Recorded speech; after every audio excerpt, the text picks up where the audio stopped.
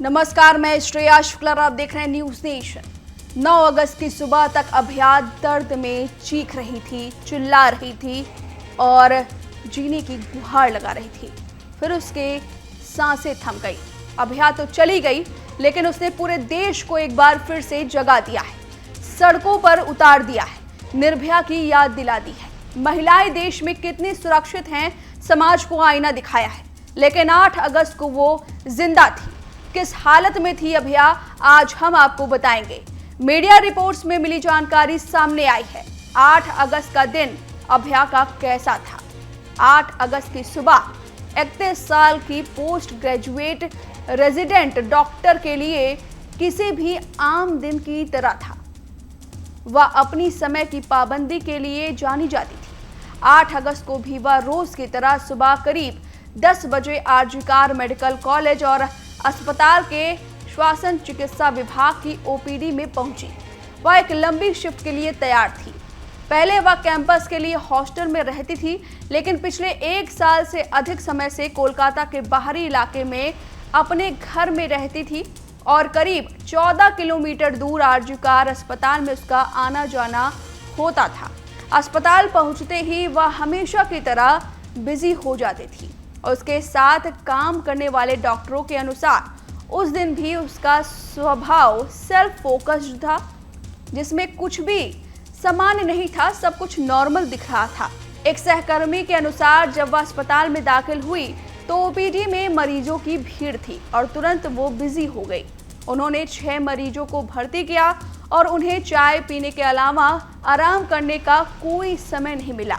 विभाग की unit 2A में नियुक्ति। ओपीडी में उनकी टीम में एक रेजिडेंट मेडिकल ऑफिसर, एक सीनियर रेजिडेंट डॉक्टर, एक फैकल्टी मेंबर, साथ ही इंटर्न और हाउस स्टाफ शामिल थे। ओपीडी बिल्डिंग के कमरा 204 दोपहर 3 बजे तक उनका वर्क स्टेशन था। उसके बाद वह वार्ड में अपनी टीम के साथ शामिल हो गई। उनकी टीम ने दोपहर का खाना मंगवाया था।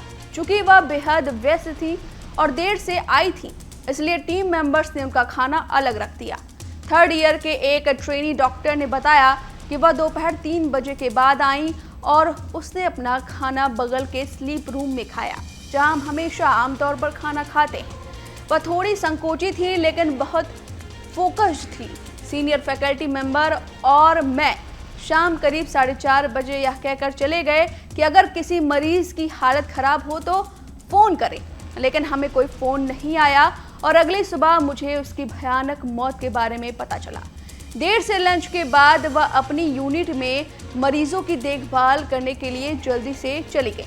इमरजेंसी बिल्डिंग की 3री मंजिल पर 80 बिस्तरों वाले विभाग में 6 यूनिट है और यह तब तक उसका काम करने का स्थान था, जब तक कि 9 अगस्त को देर रात तक अन्य पीजी ट्रेनी डॉक्टर ने उन्हें रिलीव नहीं कर दिया। 1st ईयर के पीजी डॉक्टर ने कहा कि दीदी वार्ड की ओर भाग रही थी, तभी मैं गलियारे में उनसे टकरा गया। हमने एक दूसरे से नमस्ते किया और उन्होंने कहा कि उन्हें वार्ड में बहुत काम है। वार्ड में आने के बाद वह अपने मरीजों की पूरी लगन से जांच करती थी, उनके उपचार के कागजात की समीक्षा करती थी और उनकी दवाओं के बारे में नर्सों के साथ कोऑर्डिनेट करती थी। हालांकि दिन के समय उसके साथ 3rd ईयर का एक पीजी डॉक्टर होता था, लेकिन रात में वह अपनी यूनिट की जिम्मेदारी संभालती थी, जिससे 2 1st ईयर के पीजी डॉक्टर, एक इंटर्न और एक हाउस स्टाफ शामिल होता था।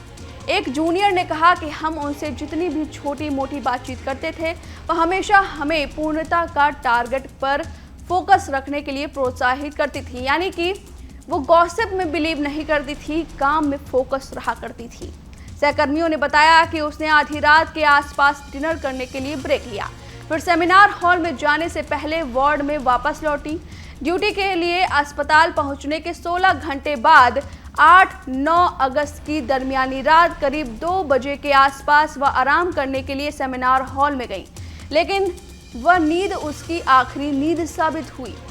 उनके सहकर्मी यह सोचकर कांप उठे कि यह इतनी क्रूर घटना थी। वो रात में जाती हैं आराम करने के लिए। 36 घंटे की शिफ्ट उन्होंने पूरी की थी, कंबल ओढ़े हुए थी और फिर अचानक एक खबर आती है। 4:30 बजे सीसीटीवी फुटेज में संजय रॉय को देखा गया सेमिनार हॉल में जाते हुए। हालांकि पॉलीग्राफ टेस्ट में उसने कहा कि मैंने हत्या नहीं की है। कभी वो कहता है कि मैंने रेप नहीं किया है। अभी तक इस पर कोई खुलासा नहीं हुआ है, लेकिन सीसीटीवी फुटेज में उसे आते जाते हुए देखा गया है। संदीप घोष उसे परेशान कर रहा था, ये बात भी सामने आ रही है।